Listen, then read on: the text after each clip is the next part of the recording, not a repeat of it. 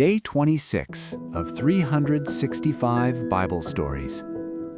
Jacob traveled across hot deserts and dry plains. He was exhausted, and just before nightfall, he stopped to find a place to sleep. When he found a good spot, he lay down and rested his head on a rock, using it as a pillow. That night, Jacob had a powerful dream. He saw a ladder reaching from the ground all the way up to heaven. God's angels were going up and down the ladder. Then God spoke to him and said, "Jacob, I was with your father and your grandfather, and now I am with you.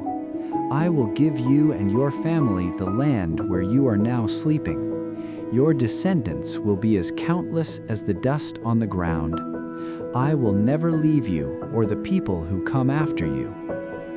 Early the next morning, Jacob woke up feeling rested and at peace. He remembered the dream. He took the rock he had used as a pillow, stood it upright, and poured olive oil on it to honor God. Then Jacob knelt down and prayed, "Watch over me, Lord God, and I will worship you forever."